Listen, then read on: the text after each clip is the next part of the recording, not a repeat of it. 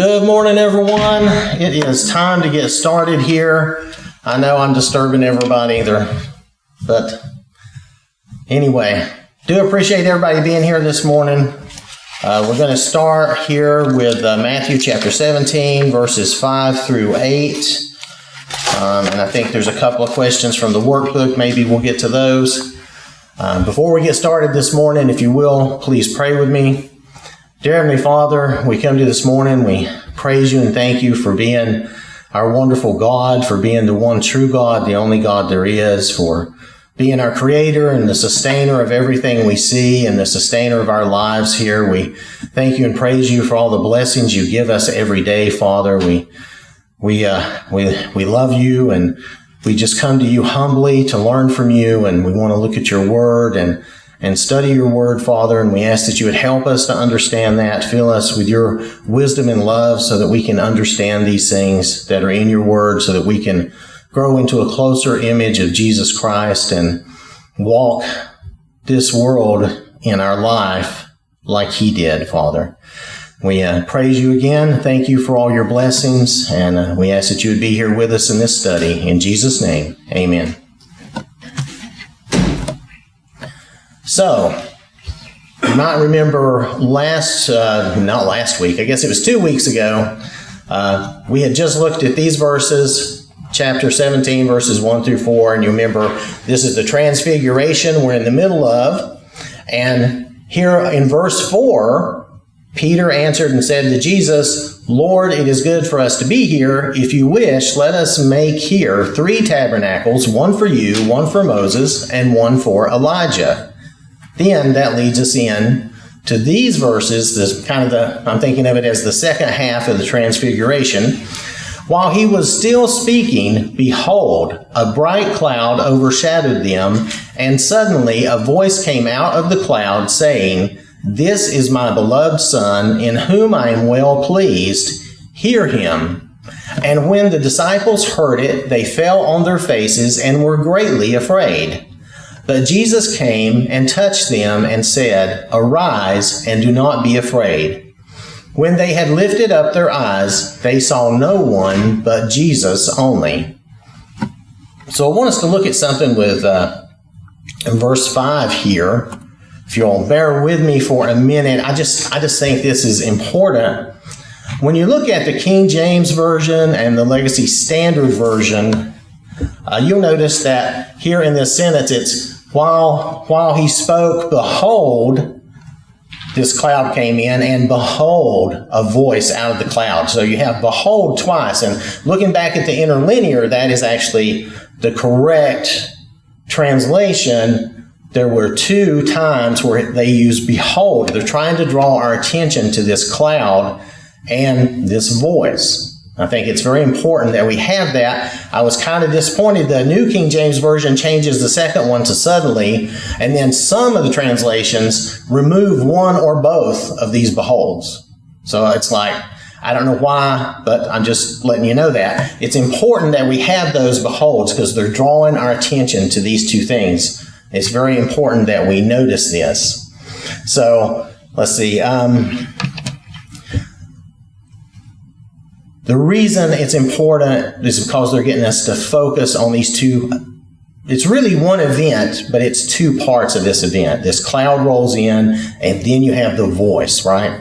So I just wanted to point this out because we're kind of going to focus on both of those things a little bit, and I just think it's very important that we see that. Yes, Matt? We might, in a more modern way, say, look! Yeah. Same idea, right? Look at this happening. Pay attention. Look at this. Here, look. This is important. And that's the idea. That's why I brought this up. Both of these things are very important, and there's good reason to draw our attention to them. So, when we look here in verse 5, while who was speaking? So who was speaking that we're talking about here? It was Peter, right? Yeah, because that's why I was showing us that at the front, so we'd remember at the front that Peter was speaking. He was saying that about the tabernacles. So, now, so Peter was the one that was speaking, and it was while he was still speaking. Now, what does this cloud coming in, what does this remind you of? Remind you of? Well, there's a couple. Yeah, go ahead. Go ahead, Eddie. I was going to say the one thing is the cloud that followed the Jews as they were traveling, and Yep. the other one just escaped me from. Okay, but the pillar of cloud in the wilderness, right? Another one too, but I can't. Yeah, and then, okay, well, Matt? And then even before the wilderness, the Red Sea, when they're crossing, it was there as well. Yeah. And then the giving of the Ten Commandments. Right, Mount Sinai, right? Yeah. Yep. Wow. That. And another one just popped in my head. I thought of those because I thought those were the first things that came in my head. But then there's also, remember the glory of the Lord in the temple. That's the one. There's that one too, and I didn't think of that one. I didn't have it written down. Yes. And that, I think you're referring to when Solomon built the temple. Yes. But that happened also in Revelation. There was some imagery like that. And I think there was something real similar in the tabernacle too. The first sacrifices and Oh yeah, and they used to see. Well, now that you mention that, even at the tent of meeting before they had the tabernacle, they would see the smoke, the pillar of cloud. I don't know how to say it, but anyway. And because it said they would stand at the doorway of their tents and they would worship God when they saw that happening at the tent of meeting. So yeah, there's all these examples, and I didn't think of all those, but yeah, now that we've gone there, there's a lot of those. So if we look at question 4 from the workbook, now what did the voice from the cloud say about Jesus? Behold, this is my son, This is my beloved son, right? in whom I am well pleased. Yeah, in whom I am. Yeah, Yeah, and hear him, and that's an important part of that, right? yeah. So, this is my beloved son in whom I am well pleased. Hear him. Now, who was speaking?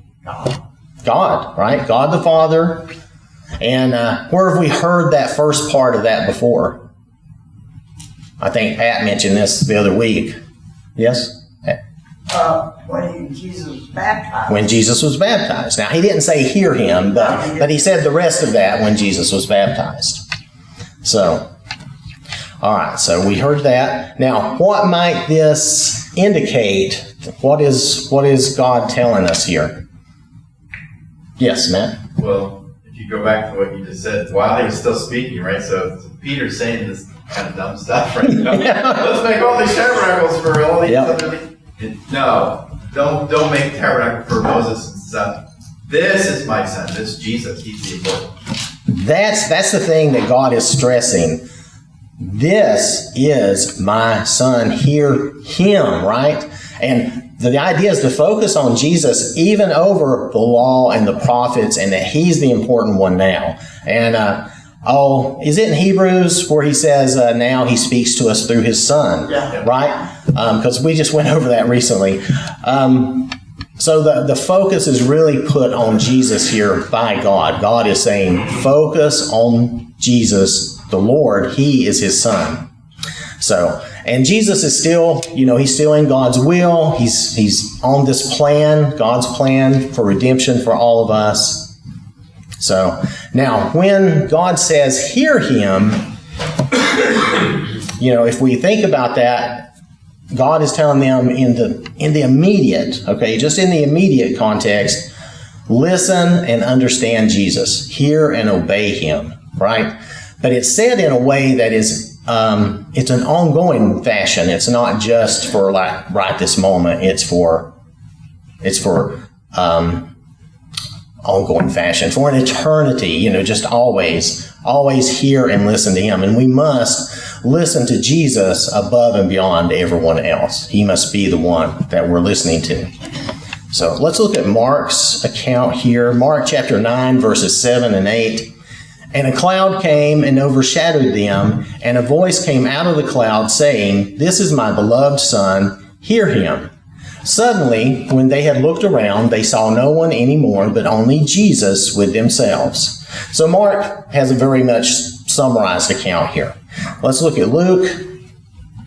Luke chapter 9, verses 34 through 36. While he was saying this, a cloud came and overshadowed them, and they were fearful as they entered the cloud. And a voice came out of the cloud saying, "This is my beloved Son, hear him." When the voice had ceased, Jesus was found alone, but they kept quiet and told no one in those days any of the things they had seen. So what's a little different in verse 34 here that wasn't mentioned in Matthew or Mark? They were fearful. They were fearful, right? They were afraid. It scared them. It scared them. We have to remember they just saw the Lord's glory, and they just saw Moses and Elijah there with the Lord. So this is like a supernatural event happening. I think any of us would be scared in this circumstance. Now, and they were already afraid from seeing the Lord's glory and Elijah and Moses. So this just adds to it. This makes them a little more fearful. So it's adding to that. So if we go back to our verses in Matthew, so how do the apostles react to the voice of God? They fall on their faces, right? They fall on their faces. Let's see. They fell on their faces and were greatly afraid. So we still get that fear. And to some degree, though, this is a reverential fear also, because they knew, here's the superior being. They knew to bow down to him, right? They knew to do that. And honestly, if this was going on, would we not be terrified out of our wits, possibly? We might be, because it's a scary supernatural event in some ways. So now how does Jesus react to their fear? He touched them and said, "Don't be afraid." He touches them and tells them not to be afraid. Exactly. And if you think about that, this is a reassuring touch. Hey, it's okay. Don't be afraid. Letting them know that he's there with them, that they are safe. So it's a very, very kind thing, because I'm sure it says they were greatly afraid. They were very afraid.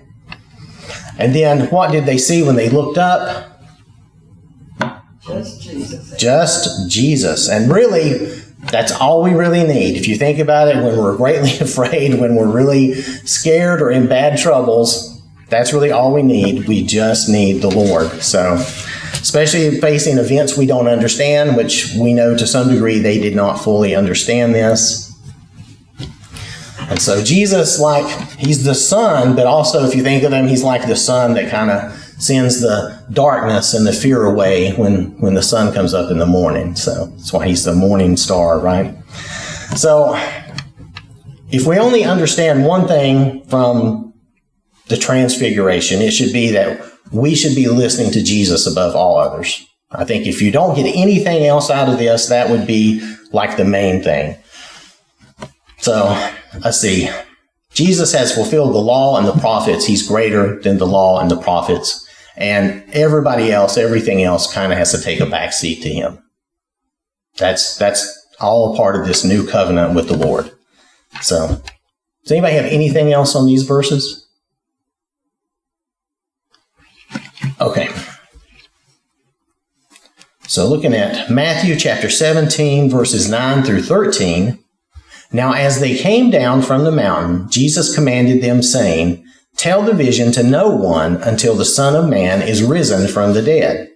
And his disciples asked him, saying, "Why then do the scribes say that Elijah must come first?" Jesus answered and said to them, "Indeed, Elijah is coming first and will restore all things. But I say to you that Elijah has come already, and they did not know him, but did to him whatever they wished. Likewise, the Son of Man is also about to suffer at their hands." Then the disciples understood that he spoke to them of John the Baptist. Now let's look at Mark's account. Mark chapter 9, verses 9 through 13.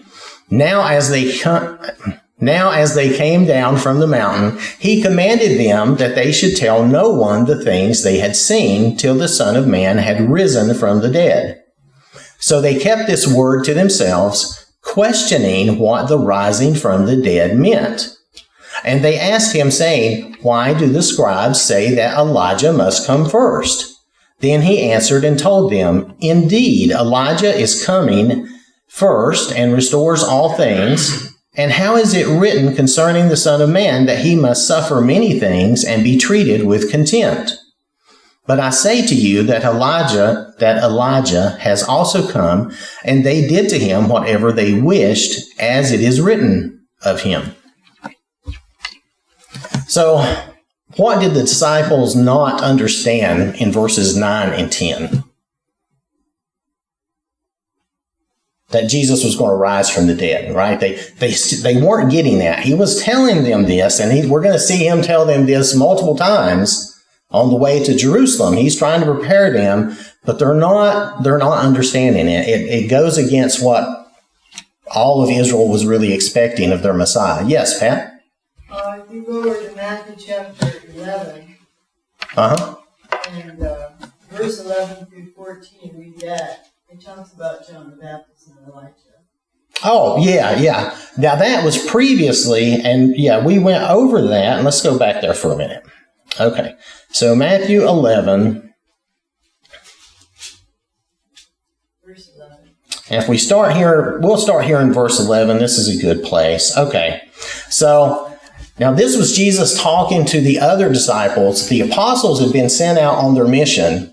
If I remember right, it was chapter 10. They had gone out, or at the end of chapter 10, they had gone out on their mission. They weren't around for this conversation. So like Peter, James, and John, they were out on that, I called it a training mission, which is essentially what it was. And so they weren't here at this time. Now, Jesus had many disciples, so he still had disciples with him at this time, but not those guys. Those guys had been sent out. So they weren't a witness to this conversation.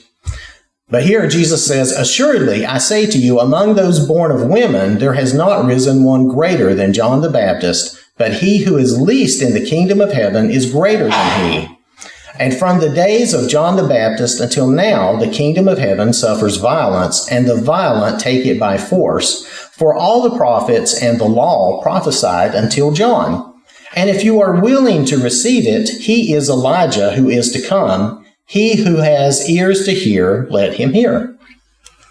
So Jesus is again saying that John the Baptist was the Elijah that was to come.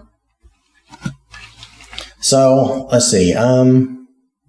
Okay, so here, though, they're questioning, and you might wonder, why they're questioning this. Why are they asking this question of Jesus? They're saying, why do the scribes say that Elijah must come first? Well, who did they just see talking to Jesus?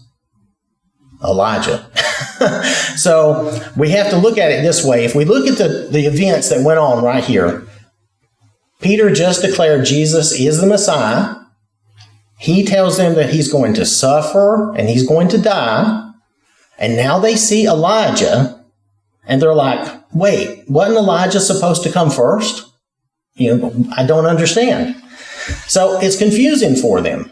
And I think if I put myself in their shoes, I would be lost. I wouldn't know what was going on either. So I think that's a fair kind of summary. And all this has happened in the past, I forget, day or two. It's been pretty quick. So it's just confusing for them. So I don't want to be too hard on the disciples. But at the same time, Jesus is going to keep repeating this and teaching them. And we're going to see that they still struggle to understand this until after he rises again, until he's risen. So let's go back to Matthew here.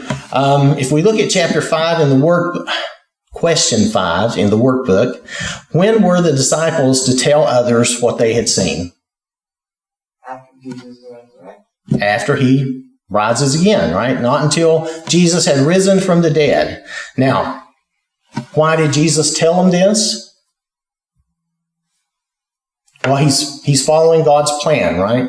So he's following God's plan. It wasn't time, according to God's plan, for people to know this. Remember, everyone is really expecting the Messiah to come and take the throne and be a warrior king style of Messiah. So now, if we remember what we saw in Mark that they did not understand, if we look at question 6 in the workbook, who did Jesus say had come? John the Baptist, he was the Elijah to come, right? So he had fulfilled that prophecy. And this was prophesied in Malachi chapter 4, verses 5 and 6. I'm pretty sure we've looked at this before. But it has that word, behold, behold, pay attention. I will send you Elijah the prophet before the coming of the great and dreadful day of the Lord. And he will turn the hearts of the fathers to the children and the hearts of the children to their fathers, lest I come and strike the earth with a curse. So what's being restored here? Their hearts, right? We're seeing that their hearts are being restored. Now, somehow this had got, I'll say twisted, or had come to mean, and what the religious leaders were teaching was that he would come and restore all things for the Lord. He would come and restore everything and make it like a perfect place for the Lord to come in and rule. So the disciples had heard this and knew this. Israel was looking for that different type of Messiah, and they were looking for this different type of Elijah than what they really got. So they knew this was a sign, though. They just didn't fully understand everything, and that's because some of the teachings they were given were wrong. So they expected Elijah to come in power and fire and be cleansing the nation. And, maybe even the world, but especially the nation of Israel. So they misunderstood both John and Jesus and the ministries they would have.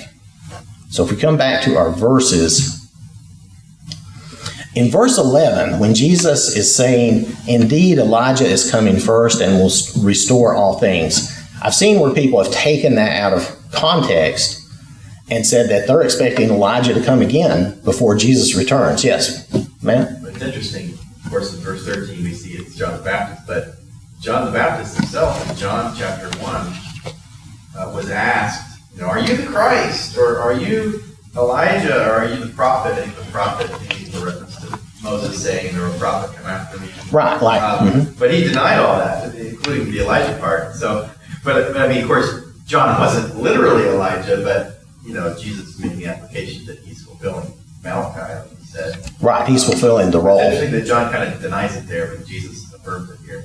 Right. Well, John denies that he's actually literally Elijah. Yeah. And I think we can understand that. And I don't think that verse was intending to say that literally Elijah was going to come back and do that. Remember, Elijah never died, right? So, he's really, what would he come back? He would leave heaven? Probably not willingly, Back for the transfiguration. But he did come back for the transfiguration. So that was part of God's plan. He did that. So, okay. Well, I think John just was in the spirit of Elijah. Yes, that's the idea. Yeah. At least that's the way I think of it. He was Yes. Elijah in a lot of ways. Yeah, he was like Elijah in a lot of ways, and it was in that spirit of Elijah that he came back. So, but if you take that verse 11 out of context, and I'd seen where people had done that, and they try to make it sound like Elijah will come again before Jesus returns. But here, Jesus is not saying that. He's repeating what they had been taught.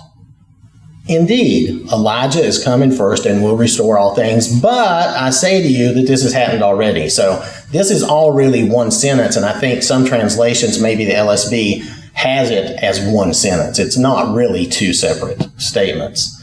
And so if you take that out of context, you might think that is another prophetic Elijah returning, but that's not the case. So since I had seen that, I thought I would mention that just so you know.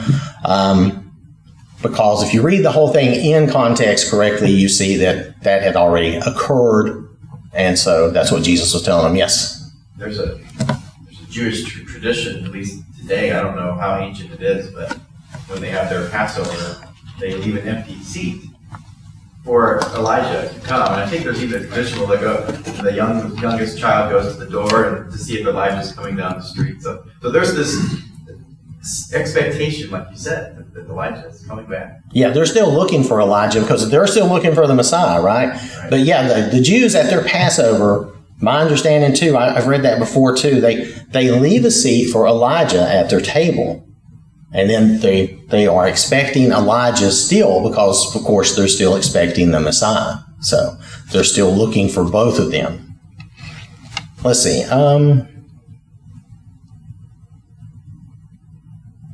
So anyway, so that's an example of just taking things out of context and not reading. We need to make sure that we're reading the whole passage and the verses before and after because of what Jesus says after that verse. Let's see. And Jesus is just making sure that they understand that he's saying, yes, you've been taught this, but this has already happened. It has occurred. So, and even like when we think about things like this, we need to remember that even the chapters and the verses, those are more modern additions to help us be able to index and memorize the Bible, remember where things are and that type of thing. I'm not a good memorization person, but for people who are good at that, they can literally just, remember things like crazy. So, but anyway, it's still a good indexing system, which is basically what it is. All right, so anything else on these verses? All right, so let's see. If we look at our map, remember that the transfiguration just occurred. Jesus is somewhere now in the Galilee area. And we know from reading ahead that he's heading to Capernaum. Let's see.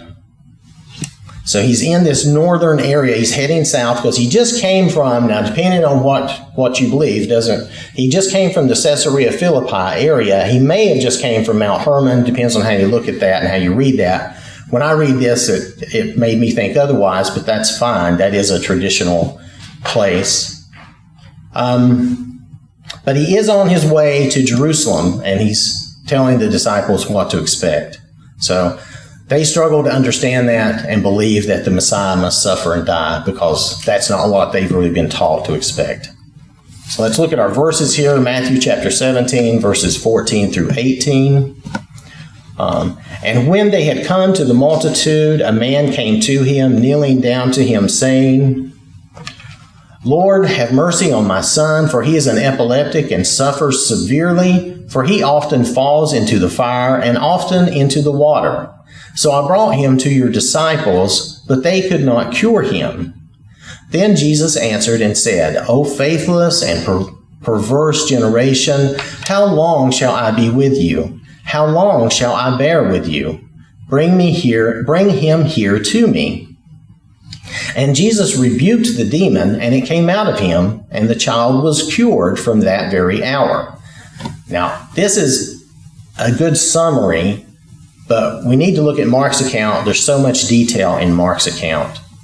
So Mark chapter 9, verses 14, and this is going to run through, is it just through 22? It runs down through 27, actually. So Mark chapter 9, we'll read verses 14 through 18 first. And when he came to the disciples, he saw a great multitude around them and scribes disputing with them. Immediately when they saw him, all the people were greatly amazed and running to him, greeted him. And he asked the scribes, What are you discussing with them? Then one of the crowd answered and said, Teacher, I brought you my son who has a mute spirit. And wherever it seizes him, it throws him down. He foams at the mouth, gnashes his teeth, and becomes rigid. So I spoke to your disciples that they should cast it out, but they could not. Now, here in verse 14, this is where I mentioned they came off the mountain, and Luke's account says the next day, that this is the next day, like almost like they spent the night on the mountain and they came down. And there were these scribes and the other disciples here in a dispute. So, now, what kind of a spirit does the boy have here that we're told? It's in verse 17, a mute spirit, right? So it's a mute spirit, but what other problems does that spirit cause? If you look at, like he has epilepsy. Right, if you look at verse 18, it sounds a lot like epilepsy, right? And that's why in Matthew, he says, or it's translated as the boy has epilepsy. Now, the literal Greek word means something like moonstruck or lunatic because they believe he was adversely affected by the moon. That's just, that's just those days back then. That's the way people thought. But we see from the account here, he actually has this spirit, right?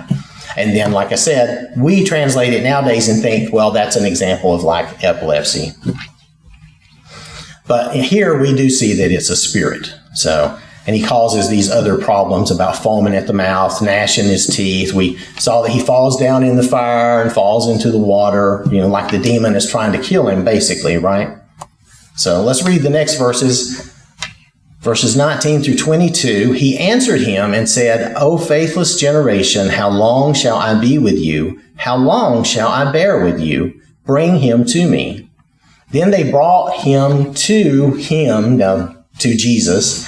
And when he saw him, now this when the boy saw Jesus, immediately the spirit convulsed him, and he fell on the ground and wallowed, foaming at the mouth. So he asked his father, how long has this been happening to him? And he said, from childhood. And often he has thrown him both into the fire and into the water to destroy him. But if you can do anything, have compassion on us and help us. So, how did the spirit react when he saw Jesus in verse 20? Well, he convulsed him, right? He immediately had like a seizure, like what we would call a seizure. He convulsed him. He fell on the ground. So, what does the man say at the last, which shows his doubt or his lack of faith? In that last, in the last verse. If you can do it. He says, if you can do anything. If you can do anything. Other times we've seen people who say, if you will. They realize that Jesus has the power and they're like, well, if you will, I know you can do this for me.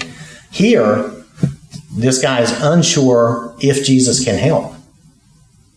So he doesn't just doubt, would Jesus help, but can he help? So it's a different issue. Yes, Matt. The next verse, Jesus goes on, if you can. Like he picks up on that. Yes. I can do it. Yeah, and that's true. In the very next verse, let's look at those verses. Jesus said to him, if you can believe, all things are possible to him who believes. Immediately the father of the child cried out and said with tears, Lord, I believe, help my unbelief. When Jesus saw that the people came running together, he rebuked the unclean spirit, saying to it, Deaf and dumb spirit, I command you, come out of him and enter him no more. Then the spirit cried out, convulsed him greatly, and came out of him, and he became as one dead, so that many said, he is dead. Pardon me. But Jesus took him by the hand and lifted him up, and he arose. So how does Jesus respond to the man in verse 23? Well, some translations translate that as a question or even an exclamation. Yes. Throw it back at him. Yeah. If you can. And I think that's a good point, right? I think that's a very good point to make. Because Jesus is saying, not outwardly, but he's basically saying, I have the power, but you need to believe. Right? You need to have faith. You need to believe. He does turn it on the man. The man needs to believe. If you can believe, that's a key thing. And you're right. Some translations really point that out a little better. They really. Like he's quoting the man. Yes. Yeah. Yes. If you can believe, So then we see this man. He makes this plea, and you'll notice it's immediately he cries out. He's very sincere. He believes, but he acknowledges, I need help with my unbelief. I do have problems with that. And it's don't we all have some of that problem? I mean, that's something we all need help with. So it gets to you a little bit, I guess is what I'm thinking of. It just gets to you. So now in verse 25, what two descriptions do we see of this spirit? It's unclean and deaf and dumb. So really three descriptions, I guess, but I kind of broke those into two. But anyway, unclean and deaf and dumb. Now, after the spirit left, how did the boy appear to the crowd? Dead. He appeared dead, right? He appeared dead, but who helped the boy up? Jesus. Again, Jesus reaches out and takes. Now, normally, Jewish people back then especially would not have wanted to touch somebody like that. He was considered very unclean. They would have thought he would like corrupt themselves. I've mentioned this before, but Jesus always touches these people. He always takes them kindly and helps them. So just something to think about. So he took him by the hand and helped him up. Now, I believe we are out of time for this morning. Does anybody have anything before we are? Just real quick. Yes. I know Matthew says it's epileptic. Yes. You know what I just said. It's pretty clear here, this is beyond a medical condition. Yes. This is a demon, and this is an opportunity to perform a miracle. Absolutely. Yeah. Matthew says and it's really not Matthew saying that so much as it's our modern translation. I guess I wasn't as clear as I meant to be. That's just the modern translation that ascribes that to epilepsy. Really, we know from the accounts reading here that that was a demon. And even Matthew says it's a demon when you look at the whole context of what he says. So we know it's a demon and it's not epilepsy, but it's similar to epilepsy. So in the modern translation, that's where they get that, because he's doing that. And I knew a guy back in high school that had epilepsy, and certainly that's kind of what it looked like. So I understand that's how they translate it, but that's not really what it is. Just like you're saying. Yeah, I'm not knocking what you said. I'm just saying. Oh, no. We need to differentiate. We need to make sure it's clear. Yes. This is beyond a regular medical condition. Yes, this is. Now, Jesus did heal a lot of medical conditions, but this is beyond that, and Jesus still took care of it. Yes, ma'am? Some translations will just say seizures to kind of show the symptom without maybe giving a diagnosis. That might be a better way of doing Otherwise, it it. sounds like a medical diagnosis, like you said. Yeah. So it's not really that medical problem. It's really more of a demonic seizures problem and a possession problem like we would think of. Not to make you think of those crazy movies, but that is kind of what it is. So thank y'all for your time and attention this morning.